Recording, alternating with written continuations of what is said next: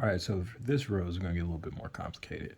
So kind of want you to envision these kind of swoopy Ds. So imagine I'm drawing a D, right? But instead of it being a normal D like that, we're going to give it a bit of a curve at the top like that. That's kind of the motion that you want to have when you're making these rose petals. And if you can kind of see, it's also almost like an S. So it's like you're doing 3/4 of an S throughout this entire thing. You want to find a center point, and let's say we make something that looks like an eye.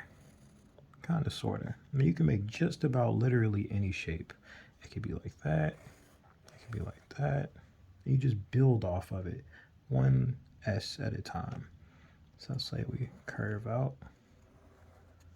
Just the beginning is kind of like the most intimidating part, but how we decide to go on with it. So between the S's and the U's and the D's.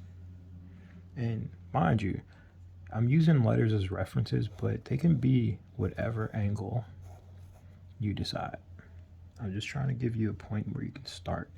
And you see that point there, we can go here and swoop it out.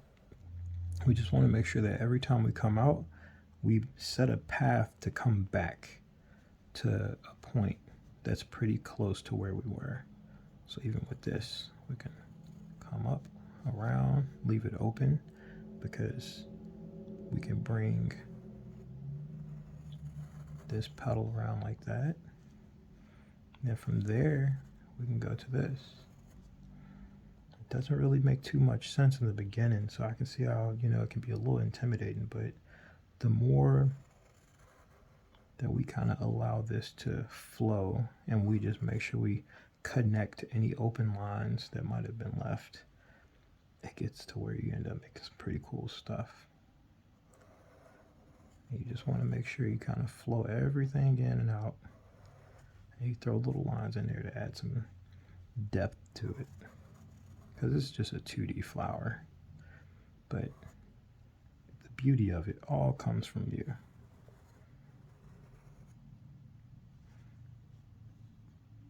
And then whenever you're ready, you can come down and put your stem in.